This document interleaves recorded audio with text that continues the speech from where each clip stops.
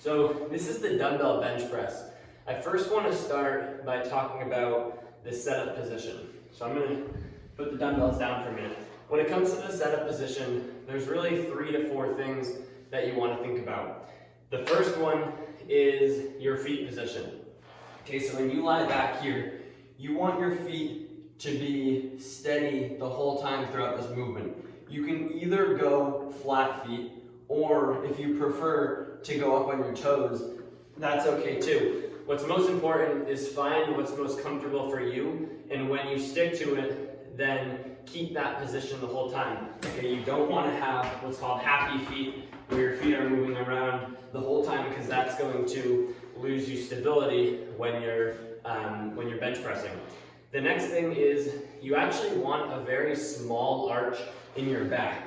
Okay, so you don't want to press your low back completely down to the bench, because your spine naturally has a little curvature to it, and part of that curvature is in your low back. And so if you press your back too far down, then it's actually going to put your shoulders in a more compromised position, because it's going to leave them out more, versus when you have a little arch.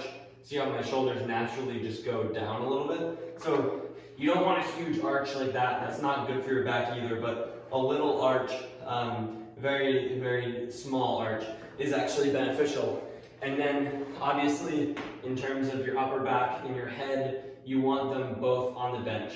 All right, some people have a tendency to look up or whatever. Keep your head all the way back. So that's the setup position. And now let's talk about the actual movement.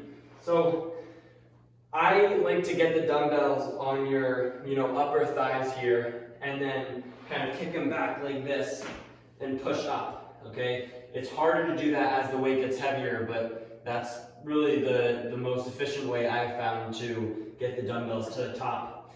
Now once you're in the top position, there's really 3 things that I want you to think about. One is the angle of the dumbbell and your elbow as you go down.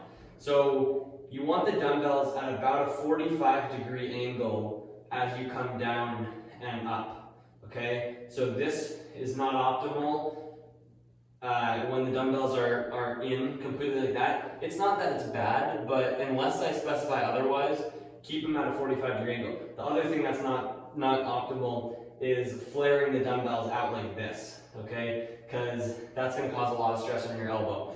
And then you essentially want your elbows to go down at the angle of the dumbbell. So from here you can see that I have about a 45-degree angle off my body, and there's another 45-degree angle here.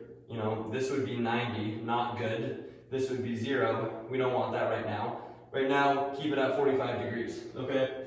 The next thing I want you to focus on is you want to pack your shoulders, okay? So that's known as retracting your shoulder blades and keeping them like this as you go up and down the whole time. Okay, if you didn't pack your shoulders, it would look like this, allowing them to come up, okay? That's not great for your shoulder, especially as the weight gets heavier. So instead, pack them like this and keep them there the whole time as you go up and down. And then the last thing is, you don't want to go too low.